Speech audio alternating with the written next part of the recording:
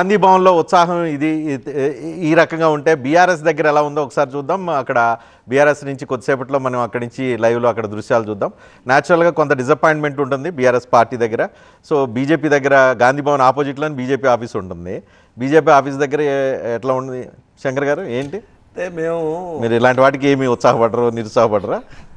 అంటే సహజంగా అక్కడ జరిగినటువంటి ఉప ఎన్నికల్లో ఒక పక్క సిట్టింగ్ సీటు అది టీఆర్ఎస్ పార్టీ, మరోపక్క అధికారంలో ఉన్నది కాంగ్రెస్ ప్రభుత్వం.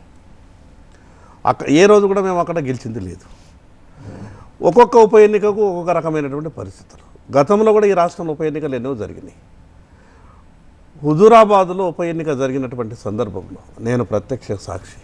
ఈనాటి ముఖ్యమంత్రి రేవంత్ రెడ్డి గారు ఒక చెట్టు కింద ఉంటే 50 మంది అక్కడ జమ అయ్యేటటువంటి పరిస్థితి లేకుంటే కేవలం 3000 ఓట్లకే పరిమితమైనటువంటి కాంగ్రెస్ పార్టీ ఈరోజు ఈ రాష్ట్రంలో అధికారంలోకి వచ్చింది.